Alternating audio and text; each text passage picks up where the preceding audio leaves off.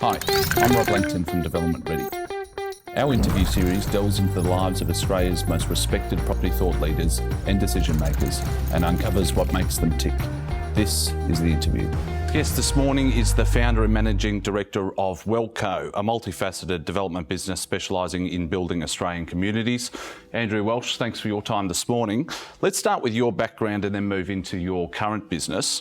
Take us through where your interest in property first originated from. Was it a lifelong passion you've always had, or was it something that sort of came later in life? Yeah, thanks for having me. It's great to watch all the previous interviews, so thanks for the call up. But look, property for me has always been a real interest and passion. I think like most Australians have an interest in property. It probably grew for me as I got older and got more exposed to the construction side really of property. I think early days, looking at that dream of owning your own home was something that brought the interest, and then I've been lucky enough to turn it into a career from there. And in your former career as an AFL player, you played 162 games with the Essendon Football Club and were also made vice-captain. Reflecting on your career now, what are the highlights and key learnings you took away from that 10-year career? I really enjoyed my time playing professional sport. I enjoyed the sport side of it, but finishing and moving into the business life, the learnings around being able to make decisions under pressure, the importance of a real team environment to get a greater outcome is a few of the key areas that I've certainly taken from the professional football life into business. You miss that adrenaline rush of running out in front of 100,000 people and enjoying the successes of wins. I never got to the ultimate and won a flag, but I've got some fantastic football memories. But then also some memories and some learnings that have really carried through post that and put me in good stead in the post-football life, because I lasted 10 years. Most footballers at the professional level last 12 months or 18 months. So I was very lucky. But now out in the real world, as I like to see, post-football, it's a lot longer of an existence there that you need to make sure that all those key moments that you did go through, you're drawing on them when required in the real world. Now, you had business interests in both property, but also a hire company, as I understand it, Site Tech, while still an AFL player. Walk us through the impetus for starting a business. Was it an escape from the football world and that sort of dynamic, or was it just capitalising on your interest in property over the years? So I had a general interest just in business itself. So although property was a passion, enjoyed property, I actually enjoyed business and enjoyed understanding how businesses work. So regardless what it was, I was fortunate through my AFL career that I got to do work experience at some pretty unbelievable companies through the networks of the football club. So whether it was with a development business, whether it was with a marketing company, whether it was with a landscape contractor, that really gave me an interest outside of footy that, it's so self-absorbing and world-absorbing, the AFL environment, and it needs to be for many reasons, but to have those outlets was something that I really flourished with, and found my football life was a lot better because I had these external businesses working, and both the property business and Site Tech were, there was people in there of the day-to-day runnings of it, which allowed me to focus on football where required, and then also business where was needed as well. And how did you find the transition from being a professional athlete to becoming involved in business? How easy is it to lose that routine and structure that you gained from being an athlete? It was quite easy. I think I had a press conference and announced my retirement, and the next day I was on a plane to China, where we just purchased another 15 odd containers of temporary fence for the hire company at that time. So I moved on pretty quick. I'm one of routine. I really enjoy a structure around knowing where I've got to be and what I've got to do. Although I'm somewhat a gypsy in that structure, I really do enjoy and flourish in knowing what I've got to be doing and when I've got to be doing it. So that certainly carried through. You know, I don't get told what I have to wear, like what polo I need to be wearing for what interview or to what function or any of those type of things. Or if the end of my diary, the day's got to catch up with someone for a beer, I don't have to feel guilty anymore like I did when it was a football environment, catching up with someone for a cup of tea. So there's some, some of those positives that have changed within what actually sits inside the structure from a footy environment. And moving to today, this year you went through a corporate restructure and rebrand. Talk to us about what the business does, who's involved, and what your mandate is. Yeah, so we work primarily in growth areas. There's some unbelievable buildings and apartments and office space in the city that are not our skill set as a business. We work out there in the growth areas, from residential subdivision developments where we work through, whether it's an agent we work with to secure the property or we go and secure the properties ourselves from a residential perspective. But then also, the commercial retail sector out there in growth areas is a big part of our business as well, which we're seeing as a lot more people move to these growth areas. These projects are coming on a lot quicker than you would have anticipated, even 12 months ago, because of the demand moving to those markets. So, we set ourselves as a business that we own all of our projects to date, but our growth is going to come through, new markets, so regional Victoria, southeast Queensland, but also around joint ventures, development management agreements where we can provide our skill sets to a range of other parties under partnership type models. And as I understand it, the business has 5 projects underway currently and obviously a number in the pipeline. Let's start with the $1 billion Armstrong Creek Town Centre development. How did this opportunity come about and what's the project brief? Yeah, it's interesting, the circle of life through footy to where I am now. I spent a bit of time working with a guy named Mark Casey down in Armstrong Creek. So he was one of the cornerstones really in pushing that precinct structure plan and getting it rezoned into residential land. So this is 15 years ago that I was working down through Armstrong Creek through the acquisition phase with Mark. And then as I started, developing in my own right, and the business started to grow, the opportunity come for one of the town centre sites. And then from that, it sort of, we had the ability to grow and add on more strategic sites around it, which has turned it into, a big project for us, but more importantly, a really big project for Armstrong Creek and that greater Geelong area, which, we had a pretty tough mandate opening up Coles Centre this year because of COVID. There was about a period of a month where restrictions got lifted here in Victoria, and that was when we got open. If we didn't have that little gap and an enormous commitment from the team to work the hours that we did to get the centre open, it would have been an extremely challenging year for that project. But we're able to do that, and it's it's really growing there from a tenancy perspective. We're getting inquiry for new tenancies every day, which is a real positive for the challenges that the Victorian market's had due to COVID. And take us through the delivery program of this project so far. You sort of touched on it there, but where's it at currently and what are the next stages? Where does it go to from here? It's a 15 plus year project for us. We've only delivered the first stage. So for those listening in, so if you think of Rouse Hill in Sydney, or you think of Springfield Orion, which is in SEQ, it's your Main Street town centre model. So they're either midway through or coming towards the end of their total development cycles there, and have done amazing jobs. And we've learned a lot from talking to those groups specifically around the right time and right way to be staging out a project of this size for a town centre. We've only just delivered our first stage, so we have the flexibility in the site to actually work where that demand's going to come from the changes of the environment that we're seeing that COVID has brought on. So the first stage is anchored by Coles.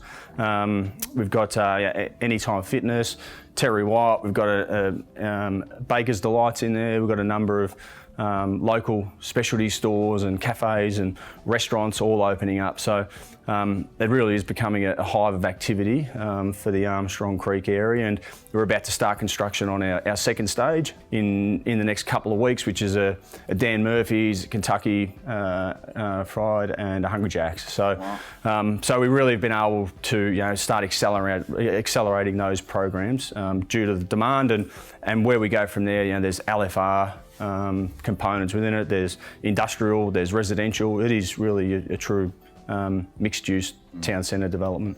How important is it, do you think, to build the town centre and then attract the residents in the nearby housing stock, as opposed to having the housing but no infrastructure to service the residents? Yeah, it's a big factor, and it is a big driver of people's choice around moving to these growth areas. What is there existing? What infrastructure is there? What amenities there? But what is coming and when is it coming are real drivers. So that was for us, for the greater Armstrong Creek areas, a real key to the town centre was showing what we can do and the quality that we can do for the town centre alone, which is going to help the greater catchment really develop a lot quicker. And if you track the residential markets down in Armstrong Creek, their sales, not just this year, but for the last 3 to 4 years, have been some of the best in the country, the sales rates. And now with people fleeing Melbourne CBD for a variety of reasons, whether it's work or whether it's residents, Armstrong Creek is continuing to grow at astronomical levels, which is really good for the town centre, because we can then work in bringing the amenity a lot quicker than we would have done previously in a normalised market. I was going to ask, just on that, what's your take on the future growth of the broader Geelong region? Geelong, I've been really passionate about and bullish for 15 years since I first started working down through those areas. I think the established market, what you're seeing, the price growth through there is fantastic for Geelong. It come off a reasonable low base. So Geelong as a region, for many years, just wanted to stay as Geelong as a region and didn't really embrace the growth and all the attractions that Geelong and the greater area have. That changed over recent years, and they're really seeing the economic benefits of doing that. The rail system that's going to be going in, connecting Melbourne to Geelong, that commute's minimal now. You got the ferry service running out of Geelong, it's running out of Port Arlington straight into Docklands. Melbourne, we're not like Sydney, where you become attuned to travelling by water. It's something we're going to have to grow into, but again, it provides that flexibility of transportation from Geelong, the Bellarine, the Surf Coast into Melbourne, if you need to work in the city every day a week. But things will change post-COVID, where you may not need to come in 5 days a week into the CBD. It might be 2 or 3, and you can easily commute by ferry or by public transport for those times if required. So I think we're going to continue to see accelerated growth in Geelong and the growth areas, and the council are doing a fantastic job around making sure that there's the right infrastructure and the right available areas for people to come and choose the areas of Geelong or Armstrong Creek where suits them from a pricing perspective. And let's take a look at the other projects you've got on the go, one in particular, Thornhill Park, which is an enormous 3,000 plus lot master plan community northwest of Melbourne, about 40 k's out. How did that opportunity come about, and how is it coming along? Yeah, it's coming along really well. We took that project itself through its own PSP, so it was identified as a logical inclusion for residential. When Minister Wynne come in after about 12 odd months, we got a ministerial amendment which opened up significant growth area, which the whole, not just Thornhill Park, but Rockbank, Melton are all seeing the benefits of some really smart planning decisions made there. It's performed really well for us, Thornhill Park, this year. We'll title upwards of 700 lots in that project alone this year. We've done over 400 sales in that project alone this year, and it's given us the ability to continue and acquire and add on further sites to that project, because we're in control of the infrastructure, because of the strategic nature, how we set that site up from the start, is going to provide a pipeline for us for a number of years ahead. So it's it's a great project and one that's really been supported by that community really well. 400 sales in 1 year and one development's incredible. What's been the driving factor and how much of an impact has the Home Builder Grant had on getting those sales across the line? Yeah, it's been instrumental, to be honest. It's really what was a challenging time, brought a lot of new eyes to the growth area market. And it's not, it's not investor driven, obviously. It's not migration, driven. It's really those that have been looking in these growth areas, been unsure around, do I really want to move out of my apartment close to the CBD? How am I going to get into work from there?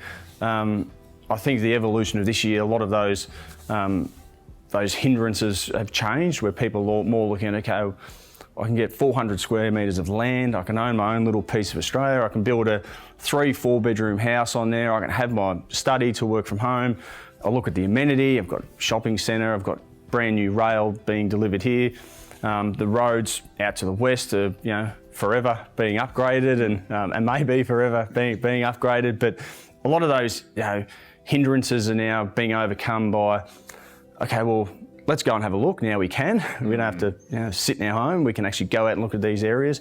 We're getting great incentives from the government. If you're a first home buyer, you're getting that as well. Developers, builders are providing incentives as well to make it a really attractive and appealing proposition for those that are looking to have some security around their future. Do you think there's forecast that population growth will decrease instrumentally over the next 12, 24, 36 months, but I think from what you've described, you're seeing an exodus of people out from the city into the suburbs. So are you concerned about population growth forecasts and that sort of thing over the next few years, or do you think that it's a bit overblown? Well, look, it's certainly something that you need to be tracking and understanding. A lot of the so migration and when migrants move to the country and how they work through that buying cycle into owning their home is a couple of years. But a lot of that is driven by policy. How they get their PR, when they can get their PR, how can they get the funding together to be able to go to the bank. So there's a lot of these hindrances that are just policy driven. So if those policies are refined, then I don't think migration will be a huge impact for the medium to long term. Obviously, the more immediate, because no one can move here and can come to Australia. But don't forget, we've had huge migration numbers come through over the last period of time that are coming into that buying cycle phase. So it's just one of those factors that we're going to have to continue to track. But then are investors starting to flood back in the market that we're starting to see because of some compensations around stamp duty and all these type of items. So there's for me not going to be a huge shortage of demand, because the demand's always been there. We've probably been undersupplied in many ways. So we're just catching up to what that demand needed to be, and we've still got a good couple of years, in my view, until we would reach that point anyway. In terms of your project pipeline, what are the key fundamentals or aspects you look at when assessing a site that comes across your desk? It changes at time for me, depending on the market and where projects are at in the market. I think different to the apartment space in the CBD, it's a really big planning exercise to get through there. But once you do that, you've got all your services at your door. So whether it's water, power, gas, whatever it is, in the growth areas, if you got to work with 5 neighbours to bring, whether it's water mains or you've got outfalls, or whatever it may be, you've got main connector roads that need to go through other properties, they can be real hindrances that just stop your projects. So, assessing sites, we always look at where services are. We look at if there's other developers in the area, because generally you can sit down with other developers and work through the best outcome to be able to provide services if it's mutually beneficial. Or if you've got landowners out there that have got no interest in having anyone develop near their site, and then what temporary measures can be delivered to make sure that, okay, if we're going to go forward on this site, we need to be able to have temporary measures there that are acceptable to the authorities to make sure we can get out of the ground. So they're probably some of the probably the key ones of the current market. I don't think like you sit at the start of a pandemic and you assume there's going to be fire sales everywhere. That hasn't happened. There's been some huge money being paid for some pretty big sites out there, local money. So I don't think we're going to see that like you would have thought, that there's going to be fire sales around the place. I think it's just going to be smart buying in the growth areas is what we're going to see over the next period of time. And how are you finding deal flow at the moment? I mean, are you getting sites fed through to you by agents, or is there such a shortage that you're having to go direct to vendors? Yeah, so there's enough deals out there, but again, it's trying to find the right deal for where we need it to fit into our pipeline gaps. I'm a big one because it's how we brought majority of those sites is us getting out and hunting those opportunities with vendors, and they take time. It really does take time to work through the relationship building piece with vendors. So for us to put together 4 or 5 30-acre plots to make one good sized project can take a long time, and a lot of businesses just aren't set up to be able to do that, where that's something as a business we really thrive on. And I always talk to the team around that's where opportunities can present themselves, because you go to the market, it'll come through an agent. There's any number of developers at the table, where we've been able to secure some fantastic opportunities is actually hitting the dirt roads ourselves and walking up the driveways and being told to nick off and come back the next week and just nick off again. But that's part of building that resilience within the team. That's okay to be told to nick off. But there are opportunities out there that we're seeing where we're doing a lot of the work to secure them. Looking at the current environment, where would you see opportunities for growth for the business moving forward? Is development management a growing area of business? Will it continue to be Victorian focused, or are you seeing activities and operations start to ramp up, say in Queensland, southeast Queensland potentially? We're going to go and continue to secure a pipeline under our own ownership, but growth for us is going to come through partnering up with other groups that have brought extremely well in the market over the last period of time, but don't have the skill sets around executing. So we are getting approached by a lot of groups who've been in that area, which has encouraged us to actually have a look at, okay, well, how can we go out and support and work with these groups, whether it's landowners, whether it's financial institutions that have backed in a purchaser and looking to wrap around some real expertise around them. So that certainly is a growth area for us, and one that's sort of grown organically really from a lot of inquiry that's come through to us over this year. So that's one area. Regional Victoria is one that we're talking to a few landowners in that type of structure of development management, but also new markets. So we've recently secured a site up in southeast Queensland in the Logan Reserve Corridor, which now it's a $30+ million project for us. So we've been canvassing that market for the best part of 2 years now. These sites specifically since the start of this year. So we got to get in some DD done, walk the sites a couple of times pre-lockdown, luckily enough, and then probably the last 6 months working through those acquisitions has been done remotely.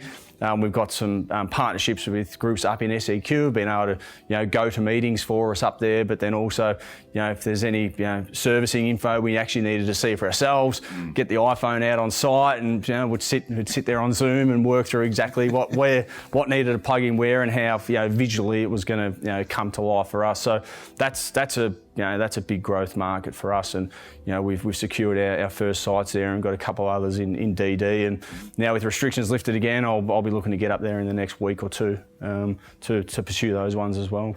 And when you take sort of a macro perspective on the market, whether it's in Victoria or Queensland or Australia in general, what are the biggest challenges do you think that developers are facing at the moment?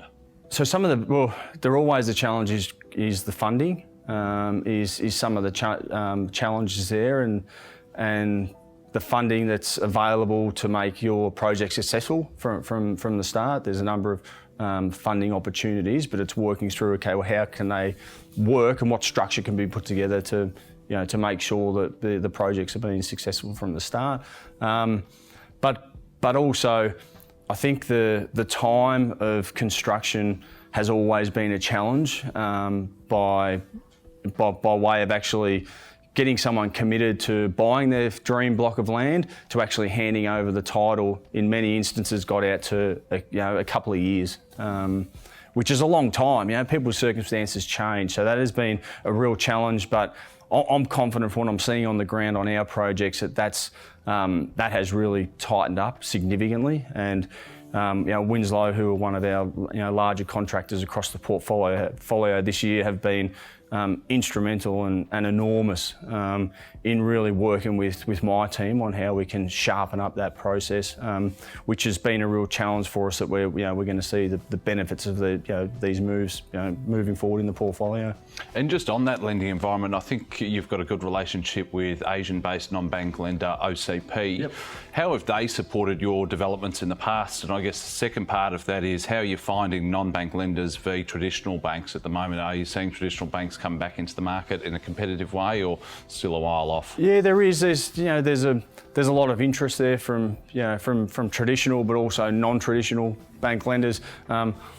Everyone in the market this year, understands, has acted very cautiously around what opportunities are there. I've got a fantastic partnership with OCP and also Banner Asset Management, who are one of the larger funders down at Armstrong Creek. And I've worked with these groups for 7 odd years now. And there's real strategic nature in how we work through in sites, how we work through the funding structures that are required for projects. And it's something that I've really enjoyed with both of those groups. And now with moving into a new market in SEQ, we don't go and, it's not like we've been sitting from our Zoom desk this year locked up in Melbourne and saw the sun happening in southeast Queensland and said, let's go and buy some site. We've worked through that for a good period of time to make sure when the deals are right, then they stacked up, we can actually move quick to secure them. So, as I said in the previous, there's no issue with funding out there, but it is finding the right funding structure to work into any developer's project, which I'm grateful and thankful that the funding partners I've got have got a good understanding of the development space, and a good understanding around working through where the opportunities will come from in the future. And how do you find dealing with councils, whether it's in Victoria or Queensland? Is there a certain knack you've got to have, or how much patience do you have to have in dealing with them? I don't think there's a knack. If someone's got the knack, then they're going well.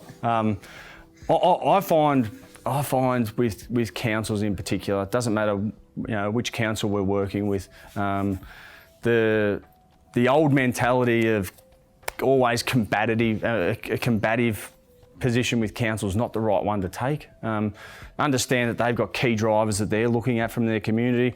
We've got key drivers that we're looking at from our project and for the community that we're trying to develop, and actually work through them functionally, and actually understand that going on the front foot all the time isn't the right approach to be taking, because we've been able to get some fantastic results out of our projects for our communities by being able to sit down with council and actually talk through some of the issues with some of the requests that have come back from council. But equally, there's things they come back and say, absolutely not, we're not allowing this. We'll try and work through that piece with them to get them a great understanding.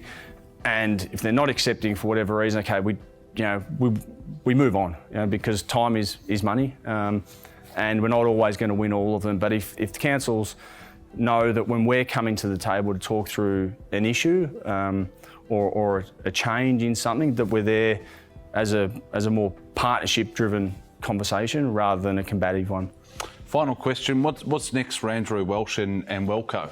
Look, I think this year's been extremely challenging, for the business, for society, for everyone personally. So I'm really proud of what my team's been able to pull together this year in extremely challenging environment here in Melbourne, which is really going to provide the platforms and pillars for us to continue to grow. I'm 37. I enjoy working. I enjoy the property space. I don't want to be retiring. So having really good people around the business this year and bringing good people into the business is going to give us the ability to do that. Push hard into these new markets, the development management space, southeast Queensland, Melbourne growth corridors is something that I think people are looking upon what we've achieved as a business this year and what our team's been able to really drive from an outcome perspective, which is naturally going to bring new opportunities to the table for us. So I'm not looking to sit on a beach anytime soon. I'm looking to, continue to build partnerships with people, with groups, because we've had some huge successes this year, but having a beer on Zoom and enjoying those successes, it's not what we're built for. So the successes and enjoying them with the team, for me, has really highlighted, why we do these things. Andrew, it's been an absolute pleasure having you on. Thanks for your time.